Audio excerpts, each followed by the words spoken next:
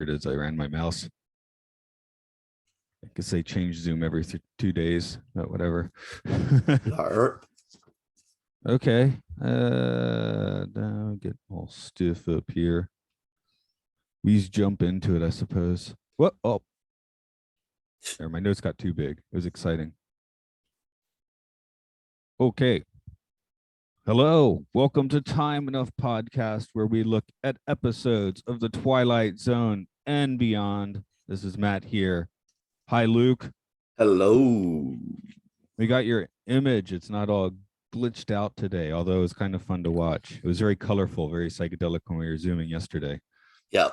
I mean, I can move my laptop an inch and you'll see it go insane if you want, but no, that's fine. I saw it yesterday.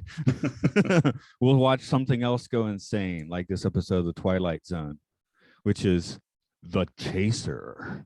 The Chaser. That's right. Okay. So I'm right in assuming that you're not familiar with British game show The Chase.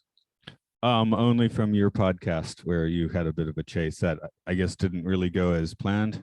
Yeah, well, usually in that one you have four contestants, and then they have to face off against the Chaser, who's just like some guy who's good at trivia that they have. Oh, so, they build them up like wrestlers, like, oh, this week you're facing the Beast. This week you're facing the Sinner Man and stuff like that.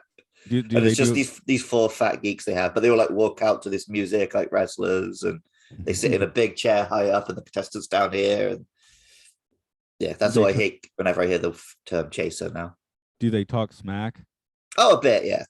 Okay, but not but like smack. No, like Anne Robinson, Weakest Link kind of smack. Okay, yeah, this is a very different chaser. I guess there's multiple meanings, I suppose, and we'll get into that. There's probably more meaning in the title than the episode. We're getting a little too honest too early, but here is a bit of the trivia. Not gonna lie, scripting here is kind of part of the B team. John Collier was a renowned short story author who put his mind to this story for a live television performance in 1951. The teleplay was by Robert Presness Jr., who will take point for a few more Twilight episodes, but is not really one of he's kind of in that gray area as being one of the main men. Douglas Hayes directed 9 Twilight Zones, along with a smattering of Night Galleries and Magnum P.I.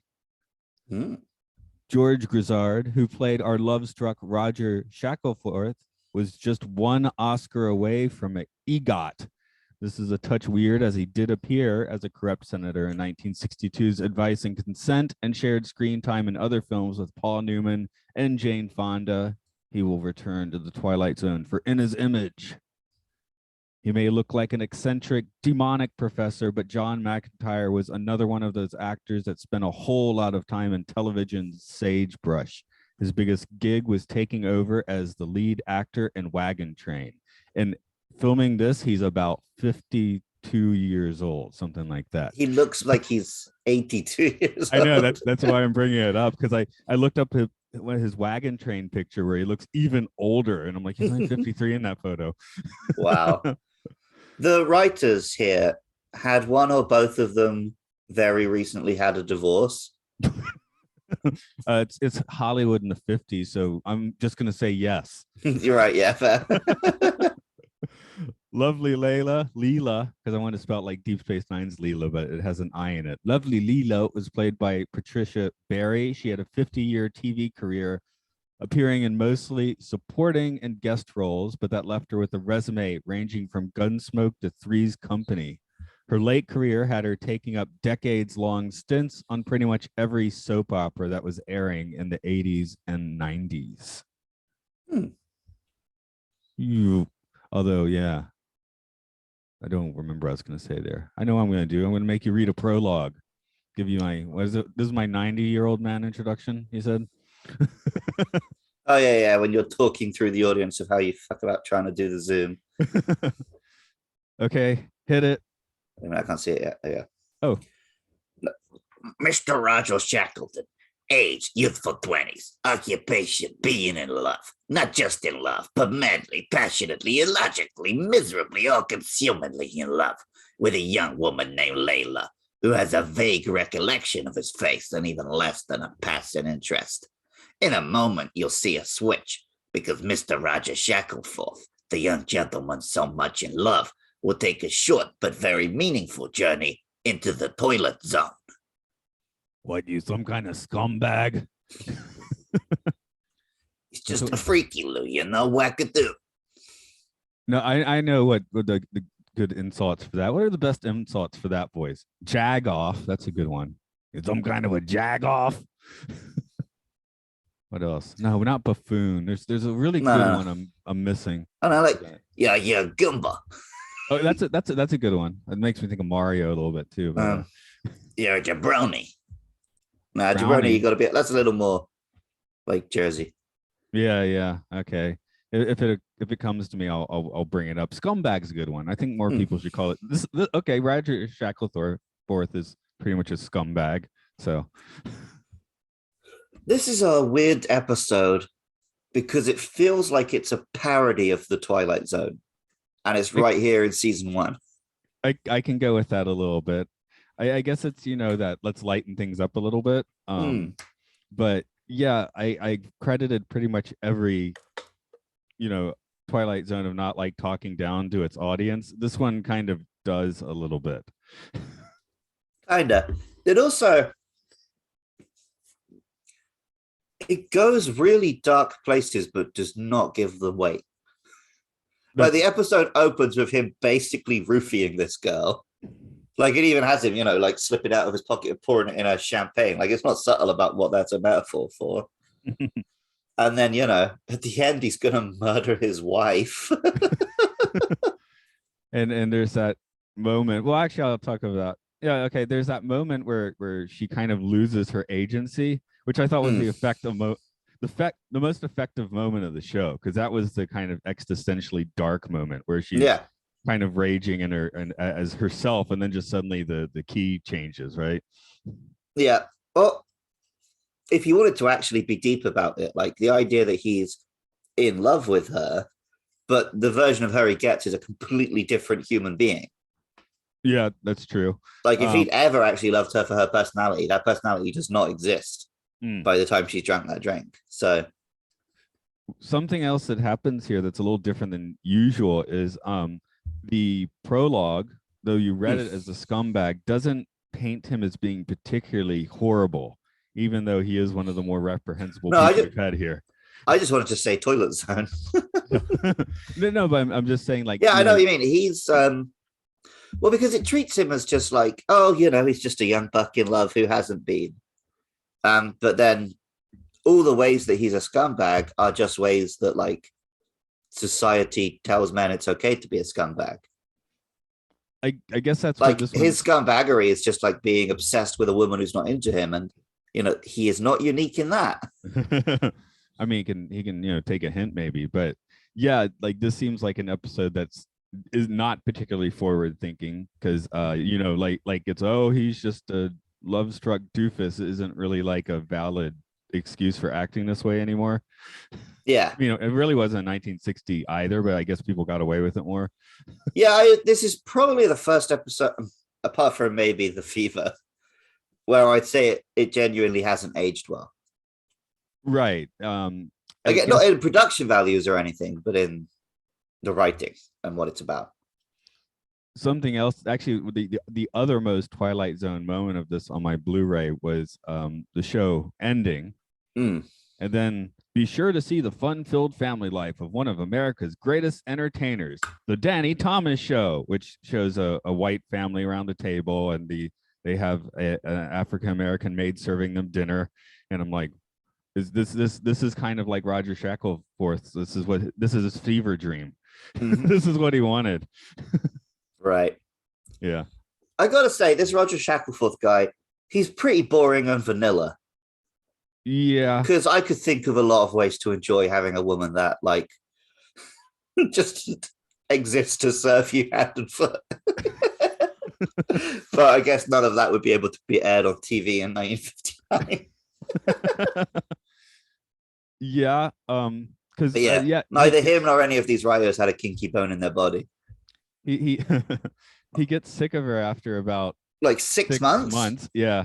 So I guess he's doing better than the escape clause guy. It takes him. Well, no, he gets into prison, so it's probably a few weeks. But yeah, it still feels like there's kind of short turnarounds for some of these guys. They have no patience. Well, and like it did a time skip anyway, so it's not like it's a short form storytelling thing. They could have just had the line be that it's been a couple of years, but no, they're like, it's been 6 months. He's already ready to murder her. I guess that ups the wacky humor of this episode. I guess that's definitely what this is meant to be, like a funny one, right? Yeah, and I am hoping we're gonna hit a few of these Twilight Zones that are like that's a fantastic funny one. I guess that's the thing. The namesake of the podcast, Time Enough at Last, is kind of like on the edge of being a funny one, but just has a isn't. Well, that's like Darkly comic, which works well. Yeah. Whereas this is trying to just be like basically sitcom shit. And it's like, yeah, but sitcom shit from the 50s isn't funny anymore. Yeah, exactly. No, I do remember I dated a girl for a little bit, and I'll date it by my firm memory is in a Borders books, but this would happen multiple places where you go places and she just kind of follow me everywhere. I'm like, aren't you gonna go do your own thing a little bit? So I wasn't really into that. I've had the opposite, where I've had a girl who expects me to be like that. That's not fun. No, that's not good at all. So yeah. Now the guy we haven't talked about yet is the fully black-pilled Professor A. Demon. Professor A Demon is great. See, now, when you accept that this one is a comedy and a little bit of a spoof, you're like, okay, that's actually really funny. But if you go into it thinking it's going to be a full-on serious Twilight Zone, that's like, what the fuck? That's the most on-the-nose shit ever. But yeah. He's got his. They show his card, right? Mm-hmm. Yeah. He arrives at the door, and the door says "Professor A Demon." Yeah, there's been a couple more pretty on-the-nose names here, but yeah, that's got to be the topper so far. It's very fun though. We haven't had like a Mr. Satan or anything, have we? Not yet. What's the one from that comic you like? I like several comics. The one about the band who makes the deal with the devil. Oh, stop doing Christian rock. I think it's the Blue Angels. That's right. Yeah. But no, because isn't it he called like Lou Cipher? Yes, that's right. Yeah, that's the best all time with these names. Was it I got you a wedding present, some AIDS. Although I actually got fully tricked by one of those stupid fucking names when I was reading the book American Gods, because it's got a character who's called like Low Key, like LOW-KEY, like, oh, he's low key. It was Loki, right? Yeah. But I didn't see it coming, even though it was the most fucking obvious thing. If I'd heard it out loud, I would have, but because I was reading a book. Right. I was just like, yeah, that makes sense as a nickname for a guy you met in prison. And then at the end, when you realize he's Loki, and I'm like, oh, right, yeah, of course he is. It's like hearing it helps, Yeah. What is the professor a professor of? I'm assuming it was alchemy. Professor of juice. Yeah, because he's professor. Maybe that's more of just like a not really a formal title. Because it would make more sense if he was doctor, because he doesn't seem to be teaching. Yeah, isn't that what professor is? Yeah, that's a good point. But he's in this like that weird like townhouse. Yeah. That's something I was. That was a cool set with all them books. Yeah, I assume that existed for something else, right? They didn't build that just for this episode. No, that was what I was gonna say. They built that for this episode. Oh, damn, that's pretty good. Because the director is like, like they gave me a fair amount of freedom, and I asked them, and they're just like, sure, even though I knew it would like probably double the budget, but it was like they were like, sure, and it's like, well, it's their problem to figure out how that money works. So, well, yeah, because you always say like every episode has the shot of the effect. I'd say that's the effect in this one is his. Like, if you want to talk about an effect, I guess it's him blowing a smoke heart at the end. There's a smoke sneeze heart. Okay. Yeah, it was coming for like the last two sentences. Oh, you were prepping for it. Okay, that's cool. Yeah, I was trying to like get them out, but I didn't manage it. But yeah, that set with all the books, and he's got his little ladder he slides around on. But this potion hidden there and this potion hidden there, that was great. Obviously I don't want to get a tripometer yet, but my score is based on that set. So so yeah, that is the thing in this episode. And that's cool, the coolest thing. And that's the best scene in this episode, I think. And also he was great. Scenes, I should say, the two scenes in that set. So because I actually feel like it would have been better if they'd not gone into the like Professor Demon thing. Had it, because what I liked about the way he portrayed it the first two times you see him is he's like world weary and cynical, and he's like, I know you want this, but I know it's gonna hurt. Like, he doesn't seem like he enjoys it. But then at the end, we get that final shot of him like on the balcony smoking, like, I'm Satan, I did all this for my own amusement. That was a less interesting character, I thought. True, because the ancient Greek idea of the daemon is something that basically provides like supernatural help. It's not necessarily good or bad. So I guess if you see him that way, it works. Yeah. Without that last little part, it works out fine. I guess I like looked over to the side the first time watching the episode, so I didn't actually notice the on the nose name the first time. Okay. So and again, it's funny, but it actually worked out better, I think, like not being fully aware of that. Some of the dialogue it really made me think of some Bully Maguire stuff. Okay. Some of his line reads. Did I get a good one written down? I wrote my Danny Thomas show on, but yeah, I don't, even besides the lines, just the way he plays that character is so pathetic. It's like perfectly pitched as just like this trippy loser in love with this girl out of his league. Yeah. Well, I guess that's the Raimi Spider-Man thing, at least at first, or Peter Parker more like. So yeah. Except that you like Peter Parker, and this guy's pretty well unlikable. So yeah. This guy would not turn into a good Spider-Man. This guy would be a fucking Venom at best. And everyone likes Venom these days. I guess this guy would be an incel today. Oh yeah. He's fully incel at the start there. Oh, here we go. This dude's like Marty McFly if he was super unlikable.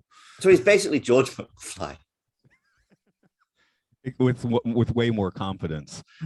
Okay, yeah, true. He has actually got like confidence, just misplaced confidence. Like if George McFly had kept coming up, was going to reign with like the density line like every 5 minutes, Right.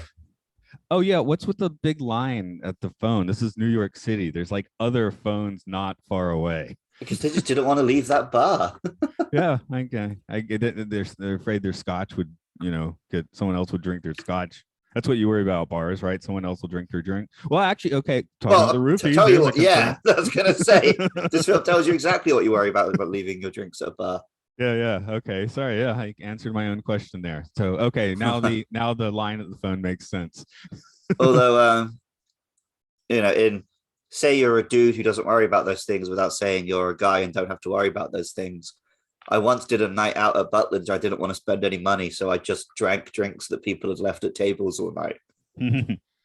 Which, if I were a woman, I probably would have thought twice about doing. But as a guy, I just got absolutely wasted. In my own temporal Twilight Zone, this episode doesn't air for 3 weeks, but it's already recorded. So when you get to the after hours, you're like, oh, this one really hits the. I always mispronounce it. The Bechdel test, is it? Yeah. So I was reading about the Bechdel test recently. Yeah, like it's not supposed to be genuine film criticism. Like it comes from a webcomic. No, it's just a way of. It was just meant to point out, like, hey, look, a lot of films fail this. But it's not like passing or failing the Bechdel test is the measure of a good movie. No, of course not. It's just like, like basically how much are they giving to their cast, I think. I mean, it is something that's worth pointing out how few things do hit it. I mean, it's not like it's a cornerstone of feminist theory or anything. It's not. I'm just saying that this episode's a massive failure. Yeah. Oh yeah.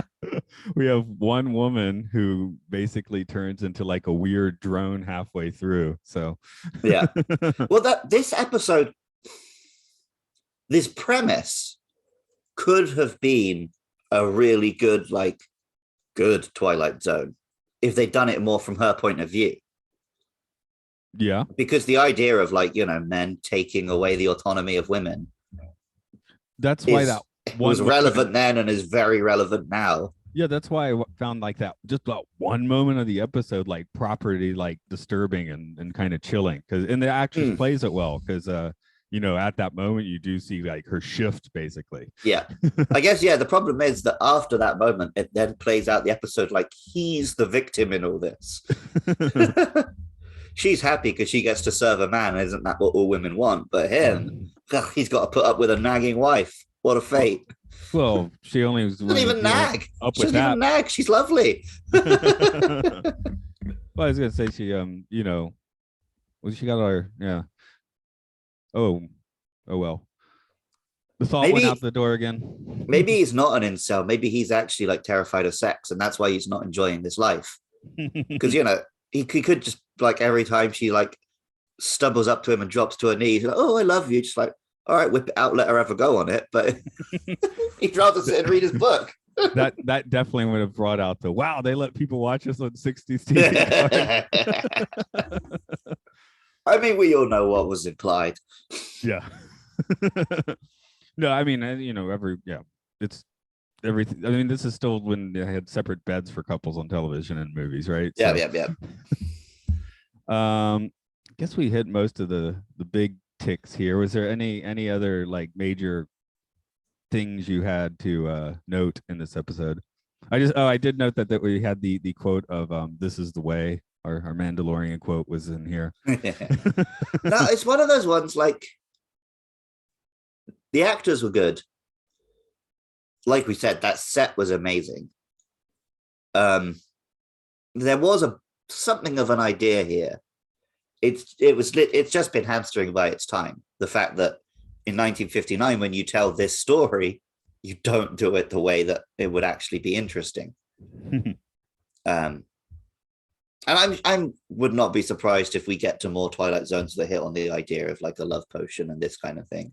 Yeah, I'm pretty sure this seems like a pretty deep well, right? Yeah. But I guess it's one that, again, maybe because like roofies are so well known in the public consciousness now, like a concept that really hasn't aged well, because you say love potion now and it sounds scummy, like even more so than it originally did. So when you told me the premise, all I could think of was the Funky Cold Medina. But tone lock. Yeah. Oh, just the song. Yeah. Okay. I was about to say, what actually is the Funky Cold Medina? Okay. The Funky Cold Medina. Although that's the song, like has a completely unnecessary, like mega homophobic, transphobic verse in the middle there. So be warned for that if you seek out the Funky Cold Medina. I saw probably when Cracked actually had funny articles when it had the like unintentionally homoerotic hip hop lyrics, like 10 best or whatever. That was great. So I guess we'll go ahead and jump into the questions for this, which I feel like we've touched on all of the questions a little bit already. Question time. Okay. I'm Enough Cast Question Time, sponsored by Bud Light. And Duff. We should sponsor by Duff. I want Duff beer sponsoring this cast. Duff Man. Yeah. Likes Twilight Zone. Who went into the Twilight Zone in this particular episode? I would say Leela. Yeah, I was thinking that's the most effective person. She had the most effective moment. Our pal Shackleton's a little bit too 2D, I guess. He's pretty cardboard. Yeah, well, and also like, what did he experience? Having a wife. Ooh, spooky. Like, whereas Leela went through some fucking shit. Now, I mean, you could say that Leela is like, she's lost in the Twilight Zone. Like, she's not in that body anymore.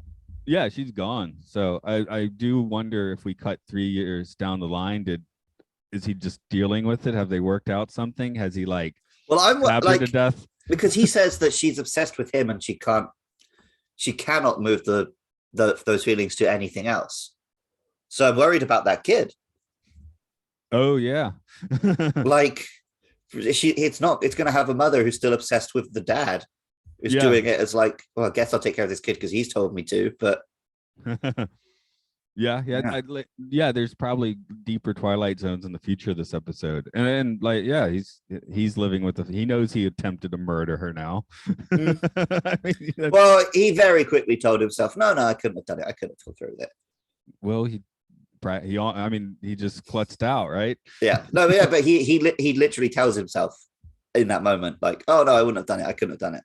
Mm-hmm. So I think he's very quickly let himself get off that.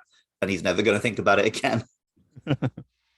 Okay. As far as who deserves what in this episode, I guess we'll consider both of them.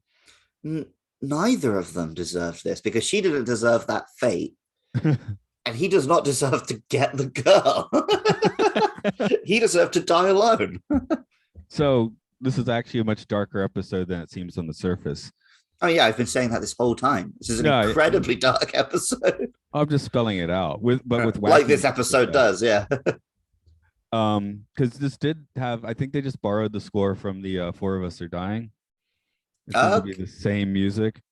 It felt like it was trying to be kind of like slightly funnier, quirkier music than usual. You're right. That was my point. It was kind of, well, that's where I was like, oh, they didn't like specifically make music for this one because it was more that jazzy edge, whereas when we saw Elegy, they had the straight up Captain Wacky music for a few wacky moments. So yeah. Then nobody gets what they deserve in this. Okay. No.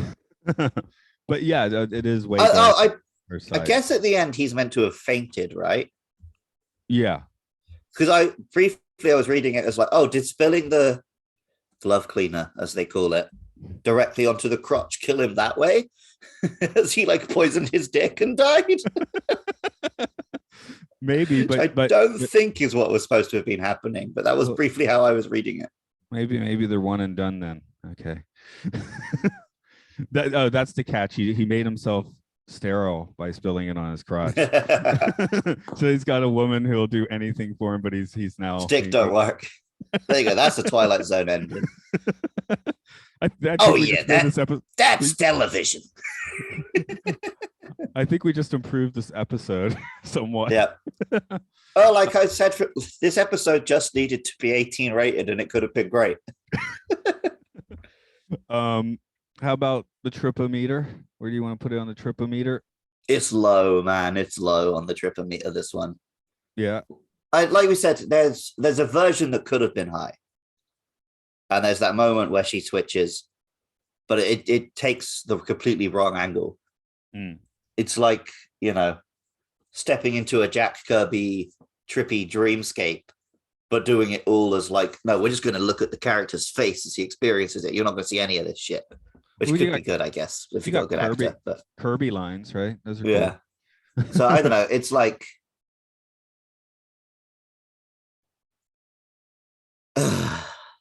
is my rating on the tripometer. Okay. My actual number was 2, and that's mostly for number 2. Number 2, right? That's mostly for here in the toilet zone. The toilets. Yeah, no, for the bookshelf set. Because I was like, that's cool. And it seems like, yeah. And the fact that they made it for this episode, like you said, that must have come from somewhere else. And it's like, oh, no, it didn't. And yeah, that's pretty cool. It's almost like the production is trippier than the show in this case. Yeah. So anyway, that is the chaser. I feel like I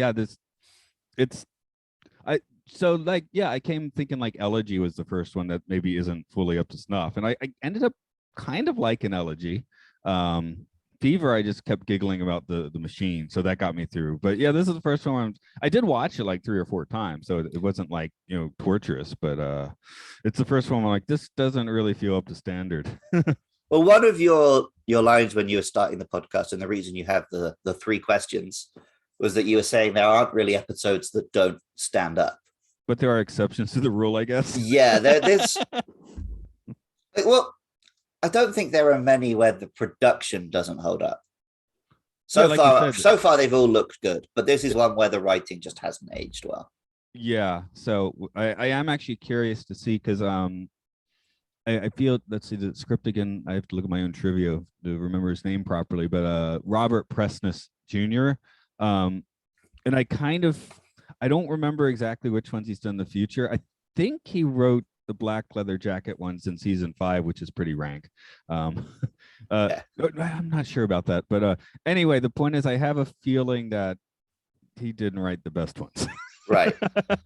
But who knows? Maybe if we were watching this back in like 59, 60, we'd be going into work the next day like, oh, did you see that Twilight Zone?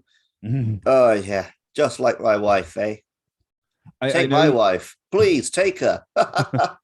I know you haven't gotten to this episode of Strange New Worlds yet, but there's one episode where they distinctly decide to hit the comedic button, which you don't really see a series that isn't comedic go for anymore.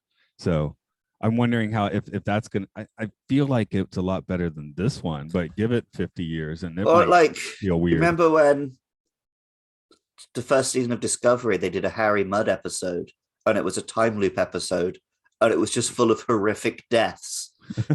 It's like, here's your moment for a comedy episode. Nope. Well, that was the best episode of that season, I thought. So it probably was one of the best episodes of that season. Yeah. But it's like, that if you go back to like TNG or a TOS, then that would be the episode where it's just like, okay, we're just going to fill this one with gags. Right. Well, that's why I'm saying it's the first time in recent television I've seen a show really go for that. So I'm curious when you get to that one. Then again, how much network television do me and you watch? Unless it's Star Trek. Does that? Well, that's a streaming show now, isn't it? That's what network anymore. I'm sure it's on network in some country. Okay, I don't understand how people watch TV anymore. It blows my mind that people still just watch TV. I think they mostly do in airports and bars. That's the impression I get. Isn't that how Fox and CNN like get their ratings from airports? Almost certainly, yeah. Just making sure to say both of those so no one thinks I guess people watch sports. Yeah. But yeah, I can't imagine being like, ooh, it's 6 p.m. Daddy TV says now I must sit down and watch The Simpsons. Although at my house they still turn on the NHK news around dinner time. That's still pretty much actually Japanese people put TV on a lot. But I've been thinking I should get The Wire and put the TV on just so I can hear some more Japanese. But that's a conversation for another day. I had that thought once. As for our conversations for other days, you can hear those at our podcasting umbrella of Podcastius, where you can support this Time Enough podcast and other podcasts like our Sci-Fi Sanctuary, where we talk about sci-fi films. You want to do? I'll throw the ball to the video game zone to you. I do a couple of podcasts. You can listen to Luke Loves Pokemon.